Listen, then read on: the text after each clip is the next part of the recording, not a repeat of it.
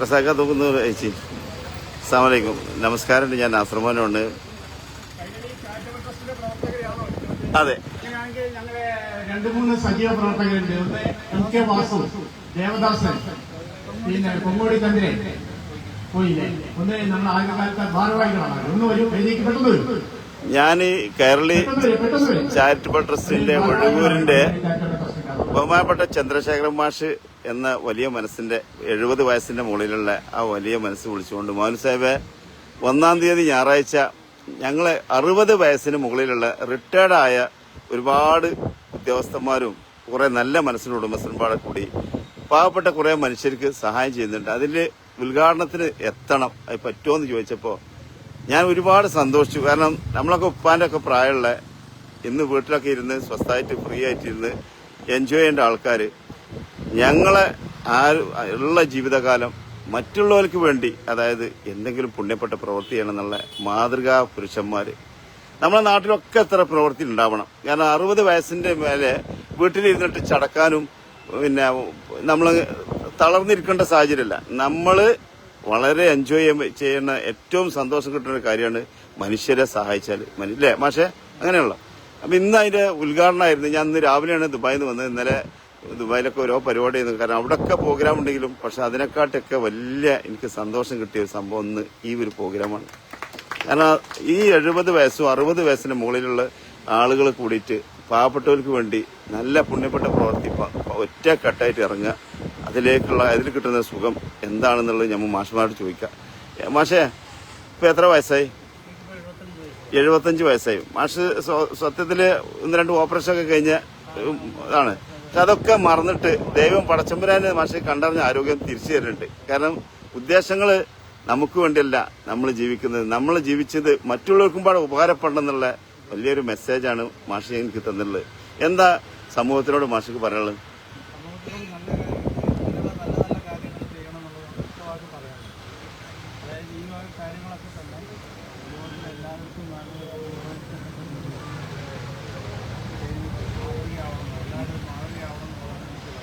മാഷ് എവിടെയാണ് സ്കൂളിൽ ഇപ്പൊ റിട്ടയർഡ് ആയിട്ട് 8 വർഷം 20 കൊല്ലായി. ഇപ്പൊ നമ്മളെ ഈ ഒഴൂര് ചാരിറ്റബിൾ ട്രസ്റ്റ് ഉണ്ടാക്കാൻ കാരണം എന്താ? എത്ര വർഷമായി? ആ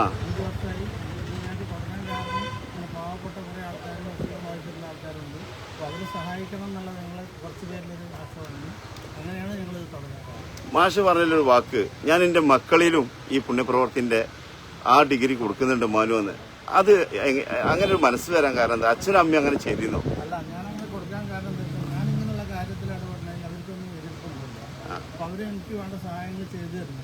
അപ്പൊ അതിലെന്നെ ഒരു സുഖം അല്ലേ? ഏതായാലും നമുക്ക് റസാക്കാണ്ട് ചോദിക്കാം. നമ്മുടെ സെക്രട്ടറി 2 വാക്ക് പറയാണ്. നിങ്ങൾ എന്തിന്ന് റിട്ടയർഡ് ആയതാ? സഹപ്രവർത്തകരുന്ന. അപ്പൊ പിന്നെ ആ ഒരു ടൈപ്പ് കൂടെ ആയിരിക്കും ഈ ഒരു ഉദ്ദേശം. നല്ല പുണ്യ അല്ലേ?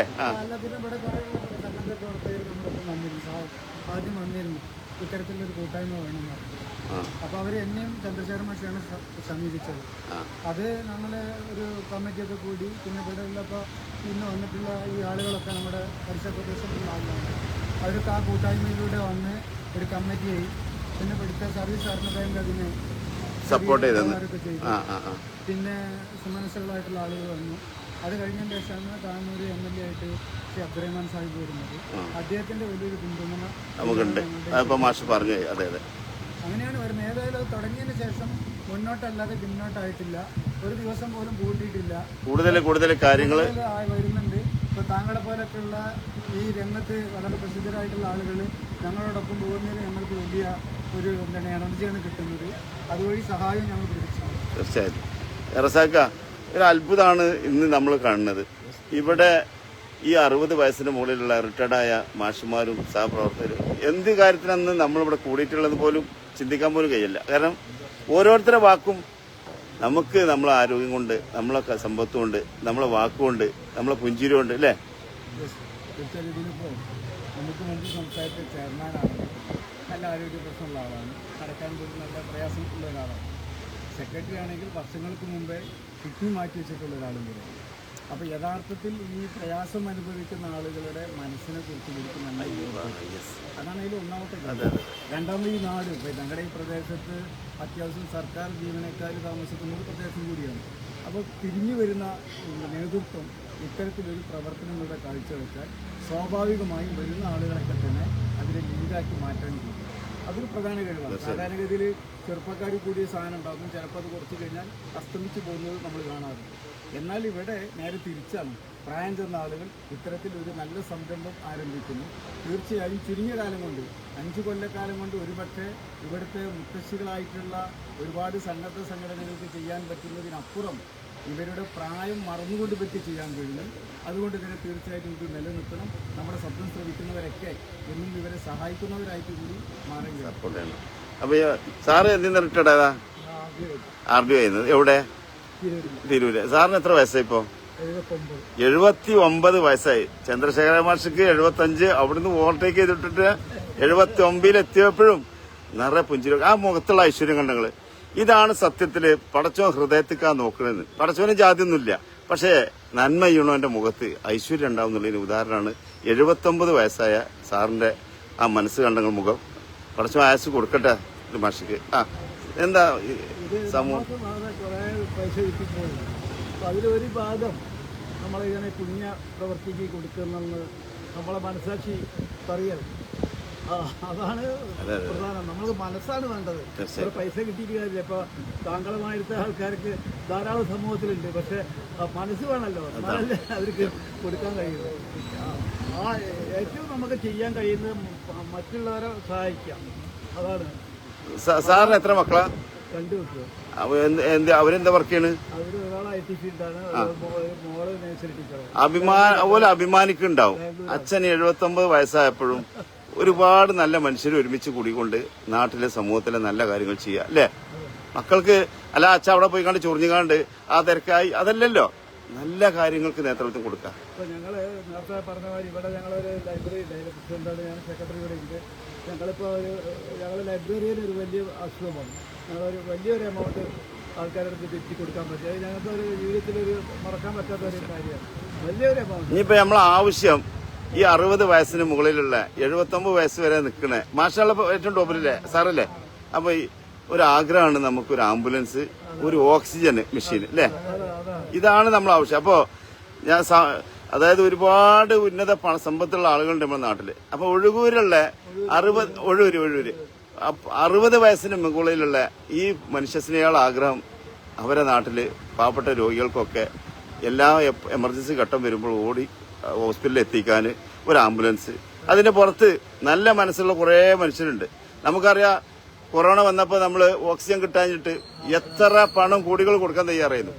മരണത്തിന് കീഴടങ്ങി പലരും 1000 കോടിയുള്ളവനും കീഴടങ്ങിയിട്ടുണ്ട് കുവൈത്തിൽ നിന്ന്. നമ്മളെ മലയാളി അതായത് 1000 കോടി ആസ്തി ഉണ്ടെന്നാണ് പറയുന്നുണ്ട്. പക്ഷേ ആ ഓക്സിജന് ആ നേരത്തെ അദ്ദേഹത്തിന് കിട്ടുകയാണെങ്കിൽ അദ്ദേഹം 1000 കോടി കൊടുക്കും. പക്ഷെ കിട്ടിയില്ല. അവസാനം 5-6 മണിക്കൂർ കഴിഞ്ഞിട്ട് ആരൊക്കെ കൊണ്ടുപോയിട്ട് അന്നത്തെ മറവയിൽ അങ്ങനത്തെ ഒരു സാഹചര്യമാണ്. ഇത്രേ ഉള്ളൂ എല്ലാവരും കാര്യവും.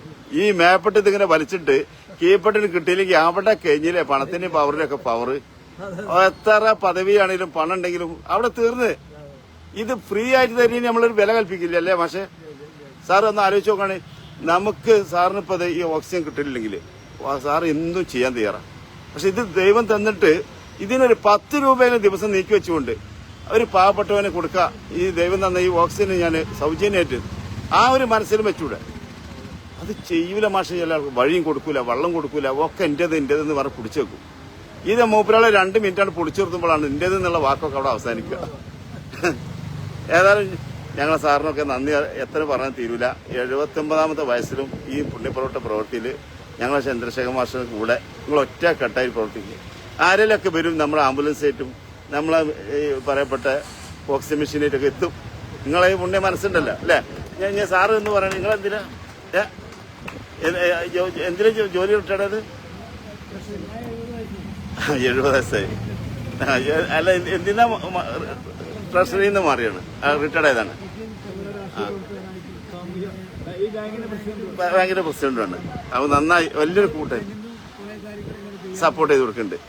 ആ ബാങ്ക് പിന്നെ സഹകരണ ബാങ്ക് അതിനൊക്കെ നിങ്ങളെപ്പോലുള്ള മനസ്സിലാവുക നടക്കുള്ളൂ. താങ്ക്സ് മാഷെ. സാറ് എന്താ റിട്ടയർ? ആ ആ ആ 75 വയസ്സായി. ആ പിന്നെ ഈ ചാരിറ്റി പ്രവർത്തനം ഇപ്പോൾ തുടക്കം മുതൽ തന്നെ ഞാൻ അതിലുണ്ട്. അപ്പോൾ അതിൻ്റെ ട്രഷറായിട്ട് വർക്ക് ചെയ്യാണ്. ആ പിന്നെ സുമനസ്സിലുള്ള സഹായത്തോട് കൂടിയിട്ട് ഇനിയും ഇത് ഉയരത്തിലെത്തട്ടെ എന്ന് അത്ഭുതമാണ് നമ്മൾ ഇവരെ വാക്കുകൾ കേൾക്കുന്നത്. 75 വയസ്സായ ആ സാറ്, 79 വയസ്സായ ഈ സാറ്, 75 വയസ്സായ ഇവരൊക്കെ ഓരോരുത്തർ ഇപ്പം ബാക്കിൽ നിൽക്കുന്ന നേരെ സാറിന് കിഡ്നിയൊക്കെ മാറ്റിച്ചാ, ഈ സാറിന് എന്തൊക്കെ ഓപ്പറേഷൻ ഒക്കെ കഴിഞ്ഞാൽ. പക്ഷെ അതൊന്നും ഞങ്ങൾക്ക് പ്രശ്നമല്ല. ഞങ്ങളെ തടികൊണ്ട് ജീവിതം പടച്ചമ്പര എത്ര ദിവസം തരുന്നത്, എത്ര നേരം തരുന്നത്, അതിനുള്ളിൽ ചെയ്യാൻ വയ്ക്കുകയാണ് നല്ല കാര്യങ്ങൾ ചെയ്യുക എന്നുള്ള വലിയൊരു ആശയമായിട്ടാണ് ഇറങ്ങിയിട്ടുള്ളത്. അപ്പൊ ഇവരൊരു ആഗ്രഹം ഉണ്ട് കേട്ടോ, ഒരു ആംബുലൻസും ഓക്സിജൻ മെഷീനും ആരെങ്കിലുമൊക്കെ ഇവരായിട്ട് സമീപിച്ചുകൊണ്ട് ആ ആഗ്രഹം ഈ വയസ്സായ നമ്മുടെ ഏട്ടന്മാരെ കാര്യങ്ങൾ, അതായത് അവർക്ക് വേണ്ടിയല്ല, നമ്മുടെ സമൂഹത്തിന് വേണ്ടി, നാടത്തിന് പാവപ്പെട്ടവർക്ക് വേണ്ടി അല്ലേ. ഞാനൊരു ആ ഞാൻ ഇവരെ കൂടുതൽ പ്രായം കുറഞ്ഞാണ്. നിങ്ങൾ റിട്ടയർഡ് ആയിട്ടില്ലേ? 57 വയസ്സായിട്ടുള്ളൂ. അപ്പോ ഇവര് പറഞ്ഞു ഓടാൻ കുറച്ച് ബുദ്ധിമുട്ടുണ്ട്, ഓടാൻ ഒരാൾ വേണം എന്ന് പറഞ്ഞപ്പോൾ ആക്ടിംഗ് സെക്രട്ടറി ആയിട്ട് എന്നെ വെച്ചതാണ്. സെക്രട്ടറി അദ്ദേഹമാണ്. അദ്ദേഹത്തിന് വേണ്ടി കാര്യങ്ങളൊക്കെ ചെയ്യാൻ, അദ്ദേഹത്തിന് ചെറിയൊരു പ്രശ്നം വന്ന് ഒരു ഇതുപോലെ ട്രീറ്റ്മെന്റ് കഴിഞ്ഞതാണ്. അപ്പൊ അദ്ദേഹത്തിന് വേണ്ടി കുറച്ച് കാര്യങ്ങൾ ചെയ്യാൻ വേണ്ടിയിട്ടാണ്. പിന്നെ നേരം വൈകിയ ഒറ്റ അഭ്യർത്ഥനയേ ഉള്ളൂ, കഴിയുന്നത്ര ഞങ്ങളുടെ ട്രസ്റ്റിനെ സഹായിക്കാനും അത് ഈ ഒഴിവൂരിലെ നമ്പർ കൊടുക്കട്ടാ, നമ്മളിതിൽ കൊടുക്കാം. നമ്പർ ഈ ഒഴിവൂരിലെ ഒരു പ്രധാനപ്പെട്ട ഒരു ട്രസ്റ്റായിട്ട് മാറ്റാനും എല്ലാ സഹായ സഹകരണവും ഉണ്ടാവണമെന്ന് വളരും, ഒരുപാട് വളരും. കാരണം ഇതിന്മേ കായ്ഫലം ഉള്ളത് മറ്റുള്ളവർക്കും വേണ്ടി പാടെ കൊടുക്കുകയാണ്. ആ കായ്ഫലം നമുക്ക് മാത്രം ഉപയോഗിക്കാനല്ലോ, അത് മറ്റുള്ളവർ ആസ്വദിക്കട്ടെ, അവരും സന്തോഷം ജീവിക്കട്ടെ അല്ലേ. താങ്ക്സ്. ഇനി ഇവിടെ ഉള്ള നാട്ടിലുള്ള കുറേ മനുഷ്യസ്നേഹമുണ്ട്. ഇതിലൊക്കെ 60, 50 ഉള്ള ഇവളൊക്കെ തന്നെയാണ്. ആ മാഷായിട്ടാണ് എന്തിനാ LIC ഉദ്യോഗസ്ഥനാണ്. അപ്പോ ഇപ്പൊ ഹാപ്പിയാണ്. ഇങ്ങനെയുള്ള കാര്യങ്ങളിൽ വളരെ താല്പര്യമുണ്ട്. ഇത് നല്ലൊരു ഇനീഷ്യേറ്റീവാണ്. ഇത് നമ്മളെല്ലാവരും സപ്പോർട്ട് ചെയ്യുന്നുണ്ട്. കാരണം സമൂഹത്തിന് എന്തെങ്കിലും ചെയ്യണം എന്നുള്ള ആഗ്രഹം അല്ല സാറേ, ഇതിനൊക്കെ പ്രതിഫലം എവിടെ അറിയാം, നമ്മൾ മക്കളെ നമുക്ക് കാണിച്ചു തരും. അവര് ചെയ്തുകൊണ്ട് നന്മകൾ കണ്ട് ആസ്വദിക്കണം നമുക്ക്. തങ്ങളെ പറ്റി വളരെ കേട്ടിട്ടുണ്ട്. കാരണം തങ്ങളെ പോലെയുള്ള വലിയ മനസ്സിന്റെ ഉടമകൾ ഇനി മുന്നോട്ട് വന്നു കഴിഞ്ഞാൽ ഇതൊക്കെ എല്ലാം പ്രാവർത്തികമാവും. താങ്ക്സ് സാറേ, താങ്ക്സ്. നിങ്ങൾ എന്തിനാ? ഞാൻ 50 വയസ്സായി KCBയിൽ വർക്ക് ചെയ്യാണ്. എനിക്ക് പറയാനുള്ളത് എന്താ വെച്ചാൽ നമ്മുടെ മുന്നിലുള്ള തലമുറ നല്ലൊരു മാതൃകാപരമായ ഒരു പ്രവർത്തനം ഇവിടെ കാഴ്ചവെക്കുന്നുണ്ട്. തീർച്ചയായിട്ടും നമ്മളൊക്കെ ഇപ്പോൾ ജോലി സംബന്ധമായ തിരക്കുകളുണ്ട്. നമ്മൾ തീർച്ചയായിട്ടും ഇതൊരു പിന്നെ എന്താ പറയാ, നമ്മൾ ഡിഗ്രി എടുക്കുകയാണ് ഇവരെ കൂടെ കൂടിയിട്ട് അല്ലേ, മനുഷ്യരെ സഹായിക്കാനുള്ള ഡിഗ്രി. തീർച്ചയായിട്ടും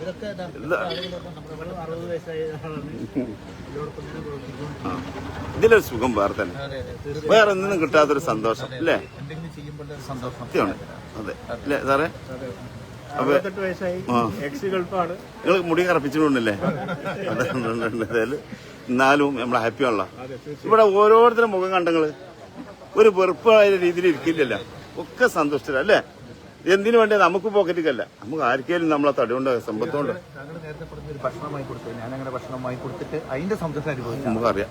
കാരണം എന്നോട് പൈസ വെക്കുമ്പോൾ പറയും നിങ്ങൾക്ക് എന്താ വേണ്ടത്, അപ്പോൾ പറയും ഒരു ഭക്ഷണം വരും എന്ന് പറഞ്ഞിട്ട് ഹോട്ടലിൽ കൊണ്ടുപോയി കൊടുത്ത് പൈസ കൊടുത്ത് ഞാനിങ്ങോട്ട് പോരുമ്പോൾ അവർക്ക് ചില നമ്മൾ എന്താ കൊടുത്തിട്ടുള്ളൂ ഒരു നേരത്തെ അന്നം, പക്ഷെ നമുക്ക് കിട്ടണല്ലേ. വലിയൊരു കൃതജ്ഞത തോന്നിയിട്ടുണ്ട്. സത്യമാണ്. ഏതായാലായിക്കോട്ടെ, താങ്ക്സ് ഒരുപാട്. മാഷാണ്. ഒരു കാര്യം, നമുക്ക് അസുഖം വരാതിരിക്കാനാണ് പ്രാർത്ഥിക്കേണ്ടത്. ഡയാലിസിസ് സെന്ററുകൾ കൂടുതൽ തുടങ്ങാനല്ല, നമ്മുടെ ഭക്ഷണക്രമത്തിലും ഇതിലൊക്കെ കുറെ മാറ്റം വരും. നമുക്ക് അസുഖം ഇല്ലാതിരിക്കും. ഇത് മാത്രമാണ് നമുക്ക് സത്യമാണ്. അതാണ് നമ്മൾ ചെയ്യേണ്ടത്. മലപ്പുറം ജില്ല ഇത്രയധികം കിഡ്നി രോഗികളുടെ ഭക്ഷണക്രമത്തിൽ അത് മറ്റുള്ള ജില്ലകളിൽ അങ്ങനല്ല. പക്ഷേ ഇവിടെ വരുന്ന ഉപ്പ് മുതലച്ച് വെളിച്ചെണ്ണ വരെ മായം, അതിനെപ്പറ്റി ചർച്ചയില്ല. നമ്മളിവിടുന്ന് ഇല്ലേ, ഇവിടെ വരുന്ന ഭക്ഷണങ്ങള് അല്ലെങ്കിൽ ആ സാധനങ്ങൾ വിൽക്കുമ്പോ അതൊന്ന് പരിശോധിക്കാൻ പോലും, ഇനി അഥവാ ഒരു നല്ല മനസ്സുള്ള ഉദ്യോഗസ്ഥ ഇറങ്ങിയാൽ അയാൾ ഇവിടുന്ന് മാറ്റി ചെയ്തു. ശരിയാണ്, വസ്തുതയാണ്. അപ്പോൾ ഭക്ഷണം, നമ്മൾ ഭക്ഷണക്രമമാണ് നമ്മുടെ അസുഖം, ആരോഗ്യശീലങ്ങളൊക്കെയാണ്. അതൊക്കെ കുറെ നമ്മൾ തന്നെ ഉണ്ടാക്കേണ്ടതാണ്. അതിന് ഡയാലിസിസ് സെന്ററുകളെല്ലാം തുടങ്ങേണ്ടത് എന്നർത്ഥം. എന്നാ 2 പരിപാടി ഉണ്ട്. ഏതായാലും മാഷിന് എല്ലാരോടും നന്ദിട്ടാ. 60 മുകളിലേക്കുള്ള യാത്ര, ഈ സ്വർഗത്തിൽ ഇതേ സ്ഥാനം എല്ലാവർക്കും തെറ്റ പഠിച്ചാൽ അല്ല. അങ്ങനെ സംഭവം ഉണ്ടെങ്കിൽ അവിടെ കിട്ടട്ടെ. ഞാനുണ്ടാവുമല്ലോ കൂടെ, നമുക്ക് ഒരുമിച്ച് ചെയ്യും. ഇവിടെ തന്നെയല്ലേ സാർ നേരെ അല്ല, അത് സത്യം നമ്മൾ ആസ്വദിക്കും. ഇവിടെ തന്നെ സ്വർഗം, അത് ഇതിൽ നിന്നേ കിട്ടുള്ളൂ. എന്നാ മെമ്പർമാരെ ഞാൻ ഞങ്ങൾ കൂടുതൽ ഇവിടുത്തെ മെമ്പർമാരെ പറ്റി ഇവിടുത്തെ മാഷൊക്കെ പറഞ്ഞില്ലേ സാർമാരെ, ജനകീയ മെമ്പർമാരാണ്. അവര് ഒക്കെ ഓരോരുത്തരും സപ്പോർട്ട് ചെയ്തിട്ടുണ്ട്. ഞാൻ എല്ലാവരോടും നിർത്തുകയാണ്ടാ, ഇതൊക്കെ മനസ്സുള്ള 60 വയസ്സിന്റെ മുകളിലുള്ള മനുഷ്യരാണ്. കണ്ടങ്ങൾ ഇവരെ പുണ്യപ്രവർത്തി നമ്മളെല്ലാ നാട്ടിലും ഇത് കൊണ്ടുവരാം. ഞാൻ നിർത്തട്ടാ. അപ്പൊ ഇന്നലെ ദുബായിൽ നിന്ന് രാവിലെ എത്തി. ഇന്ന് പ്രോഗ്രാമൊക്കെ കണ്ടല്ലോ. നിങ്ങൾ സപ്പോർട്ട് ചെയ്യുക. ഞാൻ ഇവരെ നമ്പറും അക്കൗണ്ട് നമ്പറും ഒക്കെ ഇതിൽ ആഡ് ചെയ്യുന്നുണ്ട്. ഇവരെ നിങ്ങൾ ഈ 60 വയസ്സിന് മുകളിലുള്ളവരെ സപ്പോർട്ട് ചെയ്യുമ്പോൾ അവർക്കൊരു എനർജിയാണ്. നമ്മുടെ നാട്ടിലൊക്കെ ഇത്തരം പ്രവൃത്തി നടക്കട്ടെ പ്രാർത്ഥിച്ചുകൊണ്ട് സ്നേഹത്തോട്